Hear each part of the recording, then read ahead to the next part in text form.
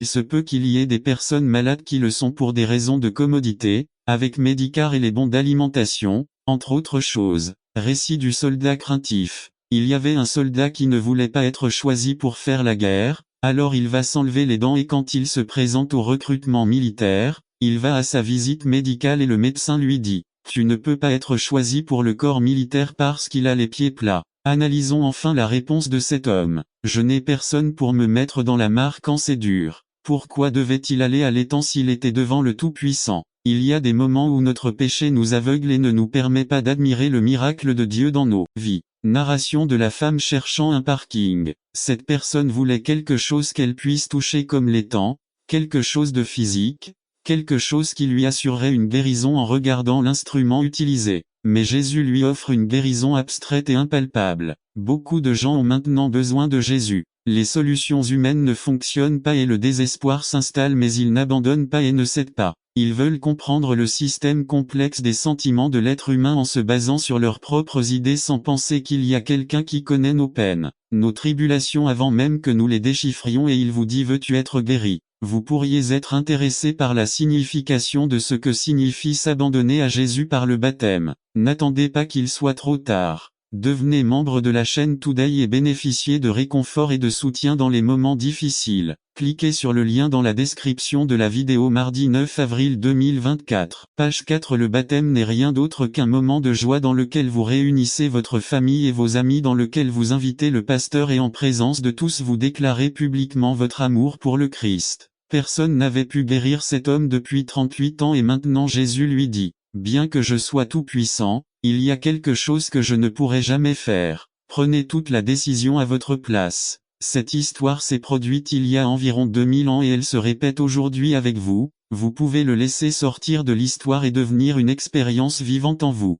C'est le moment où Jésus viendra vous dire « Veux-tu être guéri ?» Personne ne peut répondre à votre place. La porte de votre cœur s'ouvrira. 1-5. Il ne se rendait pas compte s'il boiterait, ses cheveux se dressaient d'eux. Le contexte parle donc d'une personne qui entend, oui, qui lit, oui, mais qui le fait par coutume ou tradition. Il va à l'église parce qu'il y est toujours allé, il n'y a aucun engagement envers quoi que ce soit. 3. Rien de ce qu'il entend, s'il lit, n'a d'effet sur sa vie. Il se tenait plutôt devant le miroir, il voyait plutôt le miroir, mais il ne se voyait pas dans le miroir.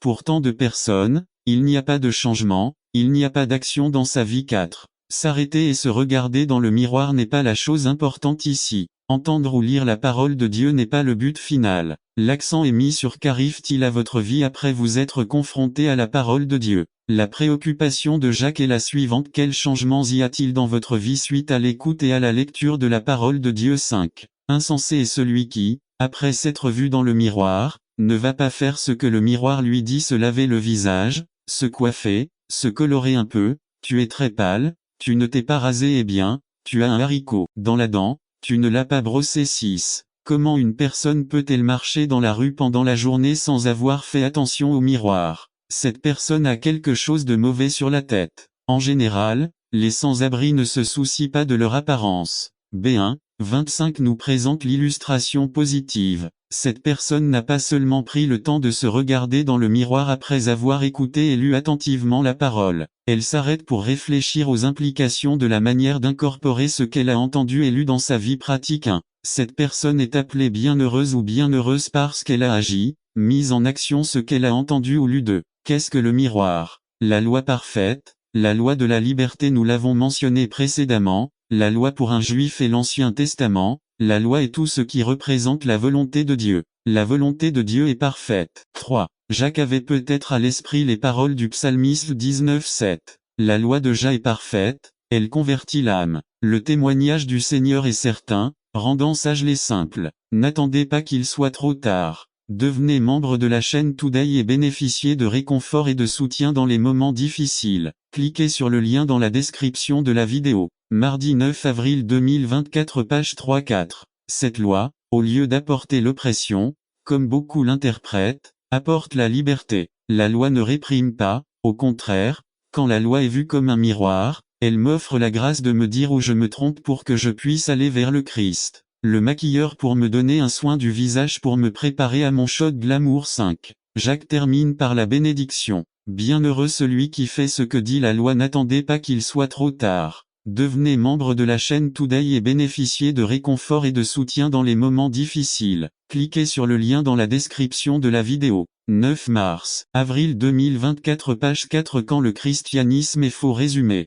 Les dangers de l'auto-tromperie par Carlos Camarena. Quand le christianisme, le dernier jour d'octobre, et les vêpres la veille la Toussaint de l'Église chrétienne. L'origine des coutumes d'Halloween est le prêtre d'une religion païenne celtique, membre des ordres païens de Grande-Bretagne, d'Irlande et de Galles, ont célébré le 31 octobre, la veille de la fête de Samhain, la période de l'année où le bien et le mal étaient réunis, les esprits hantaient la terre. C'était une nuit de fantômes et de gobelins où des feux de joie étaient allumés et où l'avenir était deviné, et où les sorcières volaient dans le ciel. Les druides croyaient que le 31 octobre, le dernier jour de l'année dans l'ancien calendrier celtique, le Seigneur de la mort rassembla les âmes des morts qui avaient été forcés de pénétrer dans le corps d'animaux et décida des formes que les chats devraient prendre l'année suivante. Ils étaient sacrés car on pensait qu'ils étaient des humains transformés par l'avoir commis le mal. Bien que les druides aient été interdits par les Romains pendant leur règne en Angleterre, les coutumes d'origine druidique se sont développées en Irlande,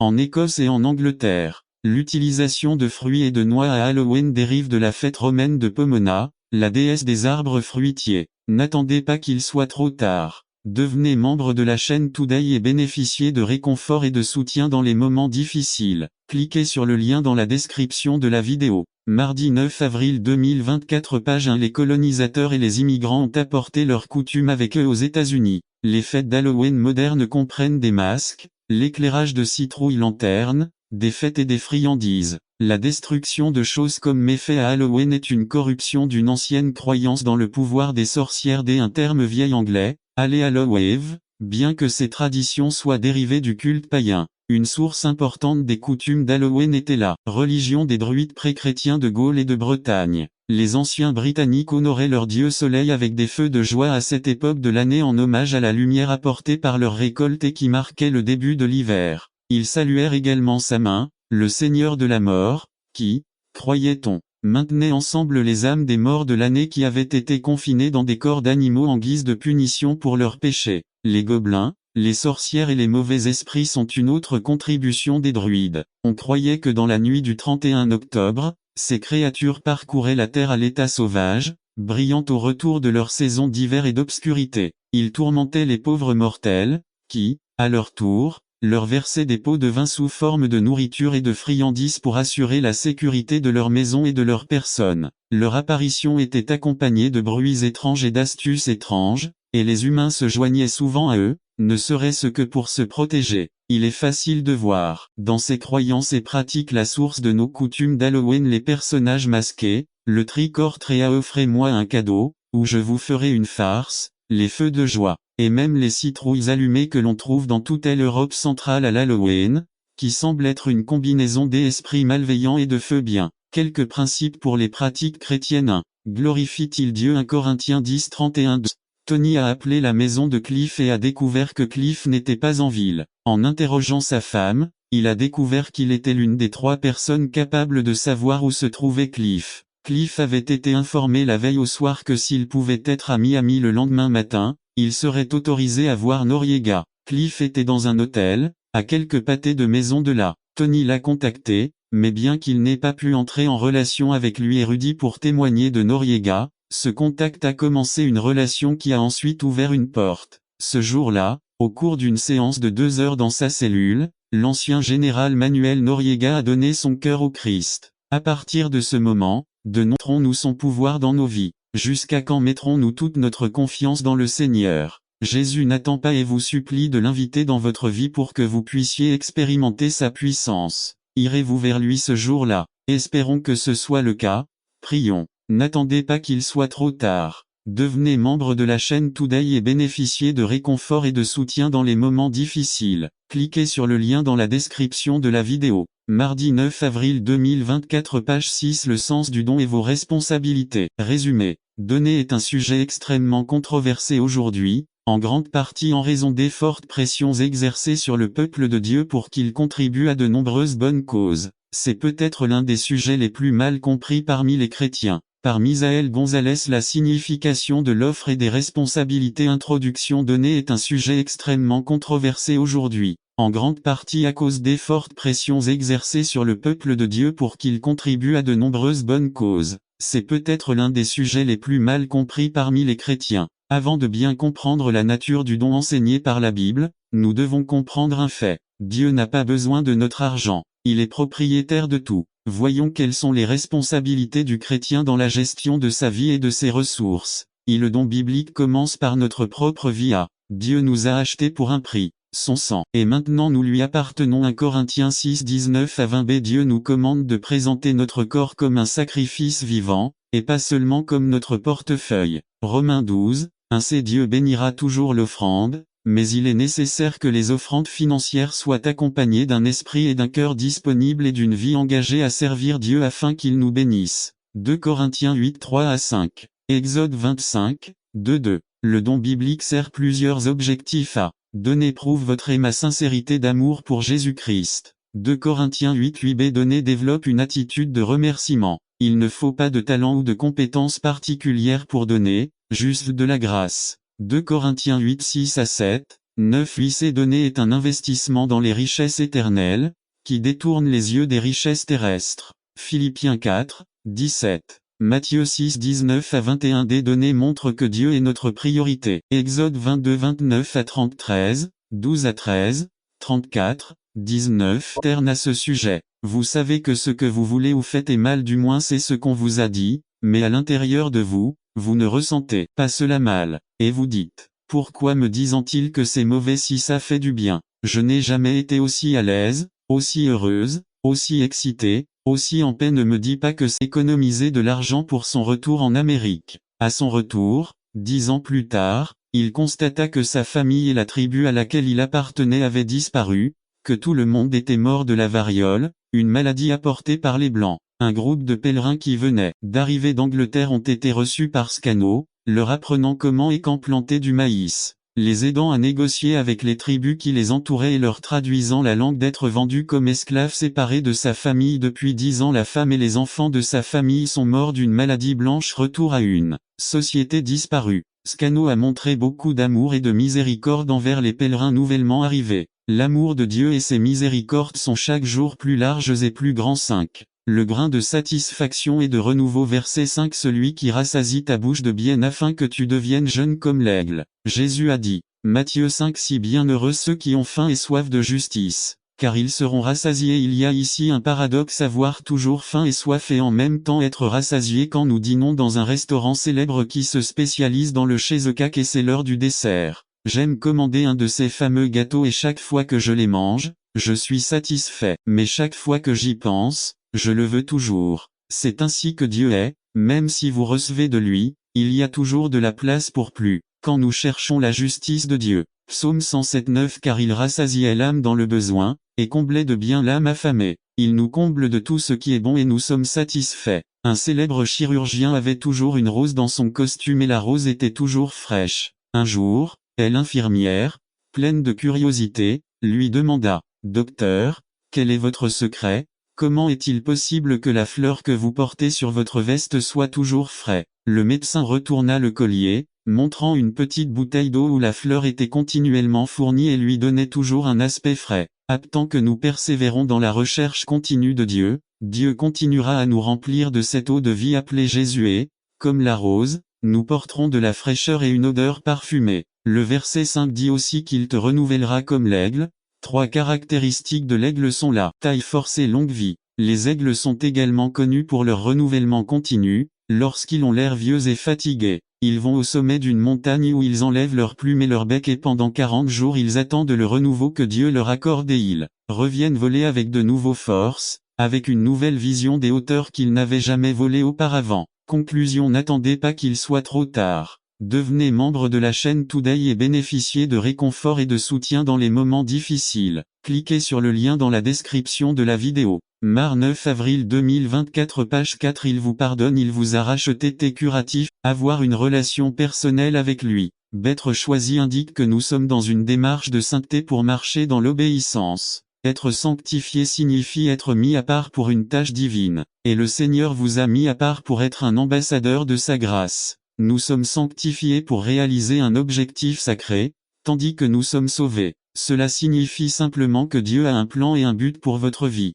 La deuxième raison d'avoir de l'espoir est parce que de nous sommes nés de nouveau et la vie éternelle au ciel nous est garantie. 1 Pierre 1:3 à 4:3 Loué soit Dieu, Père de notre Seigneur Jésus-Christ. Par sa grande miséricorde, il nous a fait renaître par la résurrection de Jésus-Christ, afin que nous ayons une espérance vivante 4 et que nous recevions un héritage indestructible, sans souillure et qui ne se flétrit pas. LSG à vous vous demandez peut-être comment quelqu'un peut-il naître d'un nouveau. Écouter la parole de Dieu et l'accepter comme vérité. Répondre par l'obéissance, se repentir de ses péchés, confesser et croire que Christ est Seigneur et se faire baptiser par lui. Une fois que vous êtes né de nouveau, vous avez une espérance vivante. Vous êtes une nouvelle créature, une nouvelle création. Maintenant, notre espérance du ciel ne périra pas, notre espérance en lui ne sera pas gâchée, notre espérance vivante ne se fanera pas. La Bible dit que rien ne peut nous séparer de son amour. Notre héritage est réservé au ciel. La troisième raison d'avoir de l'espoir est parce que nous sommes protégés par Dieu et nous sommes exemptés de souffrances inutiles.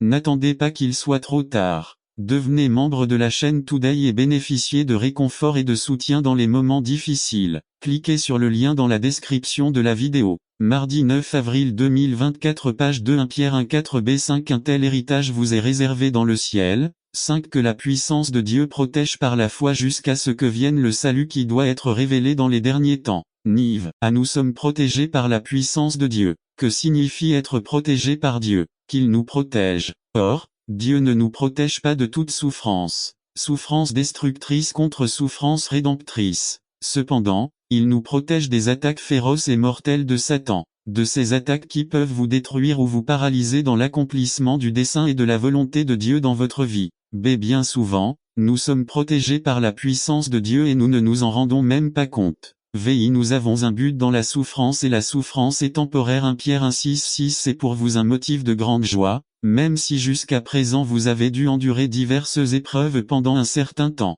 Va être protégé par la puissance de Dieu ne signifie pas que nous sommes exemptés de toute douleur. Dieu permet que la douleur qu'il juge nécessaire nous fortifie, nous réconforte, nous force à lui faire confiance et à apprécier la souffrance de Jésus. La souffrance sert souvent un objectif positif dans nos vies. Nous pouvons avoir de l'espoir dans la souffrance car elle est importante et temporaire. On peut endurer beaucoup de choses, quand on sait que c'est temporaire et significatif. Dieu utilise cette douleur. Tiens, ressemblons à ce léopard chasseur. Au début, nous répondons à l'appel de Dieu avec une énergie explosive, mais nous ne pouvons pas la maintenir longtemps et bientôt nous échouons et disparaissons. Nous promettons de travailler plus dur et de courir plus vite, alors que ce dont nous avons besoin n'est pas plus de vitesse mais de persévérance. Nous avons besoin d'un cœur plus grand. Beaucoup de mouvements, de bruit et d'émotions ne servent à rien si nous ne donnons pas notre cœur au Seigneur, si nous ne mettons pas nos yeux sur Jésus. Conclusion à tout le monde a des moments où vient la tentation de détourner le regard. Certains lorsqu'ils traversent des problèmes, d'autres quand tout va bien. Dans mon cas, cela arrive lorsque je me sens déçu quand les choses ne se passent pas comme je l'espérais. Je cherche la solution en moi-même et non en Jésus. Cela arrive aussi lorsque je me sens très pressé, opprimé par les tâches quotidiennes, trop occupé pour prendre le temps nécessaire pour véritablement contempler Jésus. 4 étapes pratiques 1. Si vous faites partie de ces personnes qui ont passé trop de temps à contempler les autres, au lieu de regarder Jésus, demandez pardon à Dieu et engagez-vous à changer devenez membre d'une cellule de frères qui vous aideront à regarder Jésus. 3. Observez quotidiennement un moment où Jésus a toute votre attention. 4. Dans tout ce que vous faites, demandez toujours, que ferait Jésus? Fixons nos yeux sur Jésus, l'auteur et le consommateur de la foi, le médiateur unique et suffisant entre Dieu et les hommes. Timothée 2:5. Le seul chemin vers le salut. Jean 14:6. Le seul homme qui est aussi Dieu éternel. Tite 2:13. Le seul juge qui possède les clés de la vie et de la mort. Apocalypse 1:17 à 18. N'attendez pas qu'il soit trop tard. Devenez membre de la chaîne Today et bénéficiez de réconfort et de soutien dans les moments difficiles. Cliquez sur le lien dans la description de la vidéo.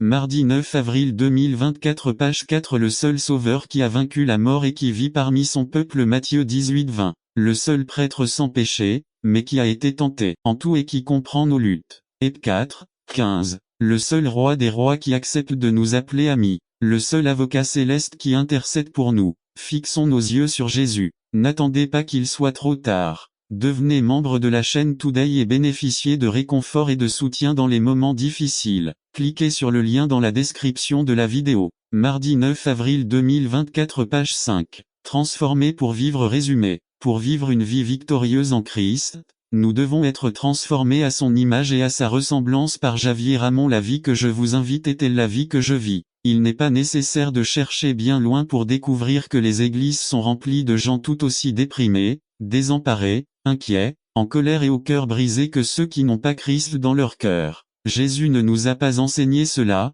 il nous a invités à vivre la vie comme il l'a vécu sur terre. Il nous a invités à vivre une vie pleine d'amour, de joie et de paix. Il est nécessaire que nous soyons transformés par la puissance de Dieu pour vivre la vie comme le Seigneur veut que nous la vivions. Un homme a dit un jour, pour que l'Église puisse réaliser Plétis 18, vous direz que dans l'Église nous sommes très en sécurité et que l'ennemi n'y entre pas. Eh bien, si vous pensez ainsi, vous vous trompez lourdement. L'ennemi est plus dans l'Église que dans les saints. Le fait est qu'il est très sagace et ne cherche que quelqu'un à dévorer. Cela ne dérange pas ceux qui ont une assurance, ce sont ceux qui combattent et mènent le bon combat de la foi qu'il dérange et harcèle. C'est pourquoi nous devons prier et intercéder en détail pour l'Église. À prier pour votre pasteur. Hébreux 13, 7. Lorsque vous priez pour votre pasteur, demandez à Dieu de l'oindre, de lui parler et de le guider. Que Dieu vous donne un cœur de berger pour ses brebis, vous donne la sagesse pour sonder les Écritures et fasse de vous un canal pur par lequel coulent les dons et la puissance du Saint-Esprit. Priez pour que Dieu garde votre famille et fasse d'abord de vous un bon juge sur vous. N'attendez pas qu'il soit trop tard. Devenez membre de la chaîne Today et bénéficiez de réconfort et de soutien dans les moments difficiles. Cliquez sur le lien dans la description de la vidéo. Mardi 9 avril 2024. Page 1b. Il parle de réussite, non pas par magie ou parce que cela est causé par quelqu'un d'autre. Psalach parle d'action. Succès, prospérité grâce à une force agressive interne. Cette psalach est utilisée dans Juge 14.6. L'Esprit de Dieu vient sur Samson et avec une force agressive, il déchire le lion en morceaux. Le lion représente le roi de la jungle, symbolise le pouvoir, la force est invincible. La chèvre est sans défense, c'est une proie facile. Des psalach est utilisé dans 1 Samuel 10, 6. Cela vous arrive avec puissance et vous pousse à agir. 4. Quand notre foi est bien implantée en Christ, nous devenons grands et en bonne santé. Nous portons des fruits sucrés et nombreux. La force intérieure se démontre dans notre croissance. 5. Point à retenir. Lorsque nous sommes dans la volonté de Dieu, son esprit nous donne la force intérieure pour vaincre et prospérer. Bien que la culture soit importante, il est plus important d'être planté dans un sol fertile. N'attendez pas qu'il soit trop tard. Devenez membre de la chaîne Today et bénéficiez de réconfort et de soutien dans les moments difficiles. Cliquez sur le lien dans la description de la vidéo. Mardi 9 avril 2024 page 2. Un résumé du but. Par nature, nous avons des tendances qui nous affectent de manière négative. Il est important de remettre en question notre nature et de vivre une vie intentionnelle. Par Aaron Chavez. Exprès introduction. Il est incroyable mais tellement vrai que toutes nos tendances naturelles nuisent à notre santé, à nos relations ou à notre avenir. Je sais qu'en moi, c'est-à-dire dans ma nature pécheresse, rien de bon n'habite. Même si je veux faire le bien, je n'en suis pas capable. Romains 7.18. Nous sommes nés dans une nature pécheresse. Notre tendance naturelle est de vivre d'une manière incorrecte, malsaine et égoïste. Il est naturel pour nous tous de manger sainement et de faire de l'exercice. Nous sourions tout naturellement après qu'on nous ait crié dessus et que notre grand-mère bien aimée ait été insultée. Paul nous dit que notre nature est celle du péché. La recommandation de Paul est de ne plus vivre selon votre nature, mais de vivre dans la nature de l'esprit. De Romains 3. Demandez-moi ce que vous voulez et je vous le donnerai. Tout ce que vous me demanderez,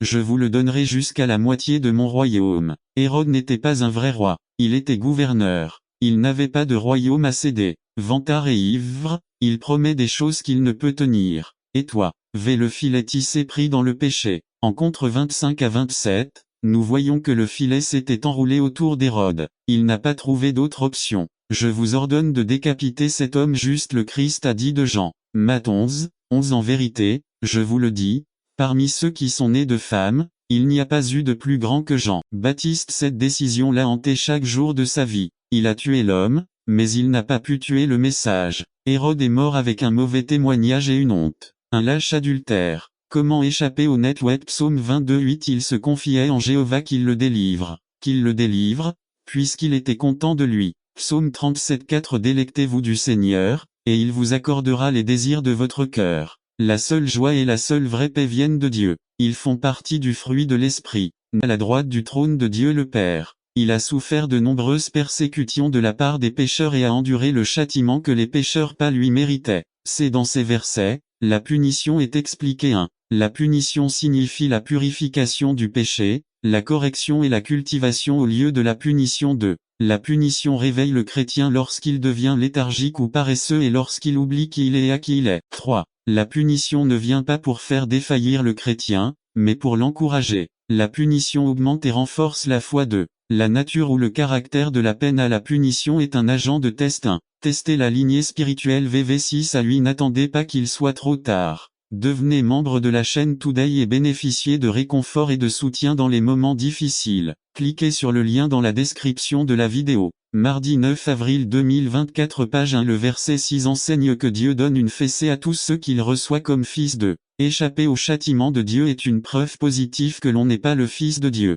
Cela explique pourquoi de nombreuses personnes qui vivent dans et pour le péché échappent au châtiment de Dieu le Père ici sur terre. C'est parce qu'ils sont des enfants de Satan. Est-ce que vos parents puniraient les enfants des autres? B. La punition est pour le bénéfice du chrétien. Nous ne nous soumettons pas à la punition de nos parents terrestres et nous en profitons. À combien plus forte raison bénéficierons-nous du châtiment de notre Père Céleste? 3. La conséquence à le châtiment de Dieu produit du fruit. VV 11 à 17 1. Produit la justice. V11. Dieu veut que ses enfants soient justes. La conduite du chrétien doit être différente et meilleure que celle des autres. Une bonne conduite fait honneur au Christ le chef de l'Église. B. La punition produit la repentance. V13 à 17 1. Par la punition, nous voyons que nous ne suivons pas le chemin droit et resserré. Alors, nous nous repentons et faisons des chemins droits afin que les boiteux, les faibles, ne s'égarent pas à cause de nos fautes. 2. La punition amène le chrétien à vivre en paix et en santé pour le bénéfice des autres. Ceux qui ont connaissance de la vérité ne nous est d'aucune utilité. Par Manuel Amparo. Le cri de minuit. Saint Matthieu 25. Et l'Église serait différente si nous avions davantage de pères comme Jaïru, des humains sensibles et humbles, qui n'ont pas honte de chercher le Seigneur. 2. Jaïru n'avait pas honte de se prosterner devant Jésus. V41b. Jaïru non seulement expliqua son angoisse à Jésus, mais le supplia également de venir chez lui. Ce qui est intéressant dans tout cela, c'est que Jésus et Jaïru ne sont pas partis seuls. Les disciples et toute la foule les accompagnaient également. C'est sur le chemin de la maison de Jaïru qu'a eu lieu un autre événement, la guérison d'une femme dont on ignore les origines. Compte tenu des circonstances entourant Jaïru et sa famille, le temps est un facteur important. Et c'est là que l'histoire de la guérison de cette femme renforce l'histoire de Jaïru. Au milieu d'une foule qui le serre, le pousse et lui marche dessus, Jésus s'arrête pour savoir qui l'a touché. Et d'après ce que nous pouvons lire, Jésus n'avait pas l'intention de continuer sans savoir au préalable qui était la personne qui avait touché ses vêtements. B. Jaïru se tenait à côté de Jésus, raisonnant peut-être, comme les disciples, sur le caractère illogique de la question du Seigneur. C'est apparemment, la femme, une fois découverte, a tout raconté à Jésus qui lui a donné tout le temps pour donner son témoignage. Sinon, comment Lucas a-t-il su que sa maladie durait déjà 12 ans, qu'elle avait tout dépensé et qu'aucun médecin ne pouvait la guérir? Pour Jaïru, ce n'était pas le moment des témoignages, car il était bouleversé par le fait que si Jésus tardait, il pourrait être trop tard pour sa fille et Jésus a un but. La vie de Jaïru serait transformée, mais il devait faire confiance à Jésus. Voici une vérité très importante pour que Dieu agisse dans nos vies de parents. Il ne suffit pas de savoir qu'il peut le faire, nous devons faire un grand pas et ce pas s'appelle la confiance.